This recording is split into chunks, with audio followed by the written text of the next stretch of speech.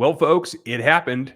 I know you've been waiting for it, and now it did. The Chiefs have another edge rusher to help with that pass rush, which is so critical for this season. They have signed Carlos Dunlap, formerly of the Seahawks, formerly of the Bengals, to 1 year, $8 million contract, according to Adam Schefter. That is the details that we have right now. It's somewhere around 4.5 as a base. They think we'll see what it actually cries out to when we get the details about it. But long and short, it was simply something that I think once they realized Frank Clark got into camp, but yet couldn't even get on the field day one, that they are in trouble. They need another veteran edge rusher to get out there and get some things done. That is on the way. Now, I don't know that it's going to be a huge transition for him. I don't know that he's not going to be able to pick this thing up pretty quickly. It is very similar at the end of the day to what Spags really has always said. And his comment on this was, specifically, he's like, I know him. I've watched him. We've studied him from afar. We knew what he was prior to this deal. So clearly there was interest before. The front office should always do film work, et cetera, on any of the free agents. But clearly Spags and the staff has as well. And from Spags' point of view, he's like, I'm always in for adding long, tall defensive ends, pass rushers with experience in the league. And that's what this comes down to. The 1 year for $8 million, that's because of the Drew Rosenhaus effect. So I wouldn't worry about that. This clearly eats up what is left of their cap space. And I don't think that you're going to see anything else happen at this point.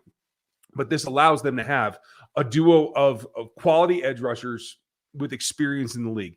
The level of quality is going to be something that we'll have to talk about when it comes to Frank. But Carlos is clearly an update. And this gives two veteran guys that can help George Karlaftis come along.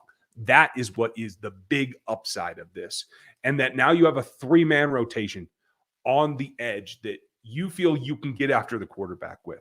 Now, Carlos in Seattle, I think, was obviously a step down from the height of his career in Cincinnati, but I think that this gives them, honestly, a little bit more than what Melvin Ingram gave them last year. So in piecing this together at the last minute, much like the trade for Melvin last year did, they've allowed themselves to get some pass rush, which is clearly the number one thing that they need. We've talked about this here on the channel over the last couple of weeks. He's really been the best option for a little bit. And for it to come down to just the immediacy of camp, this is what happens. And deadlines make deals. We've said that before in contract negotiations. But the immediacy here, I think it came down to this was the same offer that the Seattle Seahawks had given him to come back, as we understand it, at least from early reports anyway. And really, it comes down to the fact that you have Patrick Mahomes and you have a winning roster that you are now the topper on. You're not a guy that has to be the foundation. You're a guy that can come in and just chase the quarterback. You can be a third down specialist, fill in for Frank, fill in for George when you need to, rotate with Mike Dana, take some of the pressure off of Josh Kando and Malik Herring. And now you feel like, okay, with 3, we have a rotation we can go into the season with and get something done and not put our defense at such a disadvantage that we can't protect the guys in the back, which is a young secondary and a new secondary coming together. Justin Reed got a little banged up at practice today after having a stellar first day.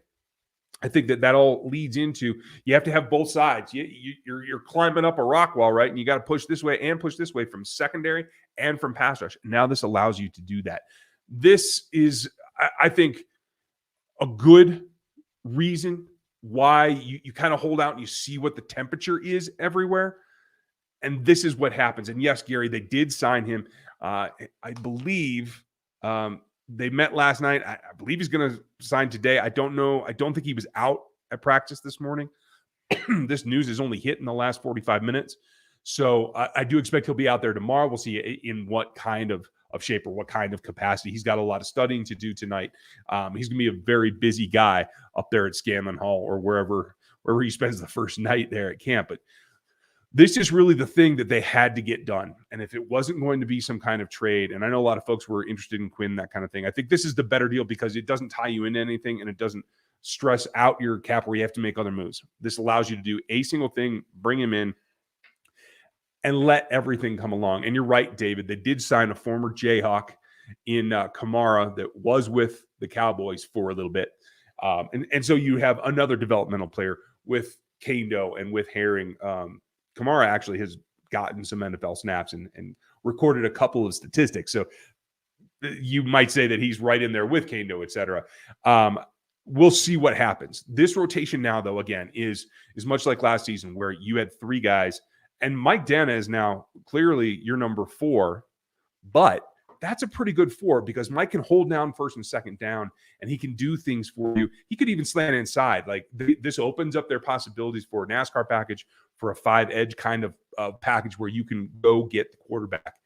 This season, more than most, I think has to be more about pressure because you have to protect the coverage in the backside and the younger secondary that's still coming together. So it is key for them to get after the quarterback. This helps them do that. We're going to have all kinds of breakdown later tonight on CITN. Chief in the North tonight with Seth and I will be live at 6 p.m. Central. Wanted to get you guys this because it just happened, and I happen to have a spot in my day where I could jump on and give you instant reaction. So this is a first take. This is breaking news. I hope that you guys enjoyed this.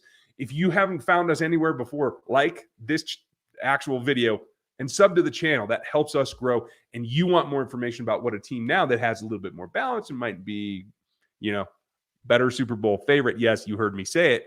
You want more information. So become one of us here at Rogue Nation, part of Ryan Going Rogue, the RGR channel. Thanks for your time today. Enjoy the rest of it, and we'll see you guys tonight.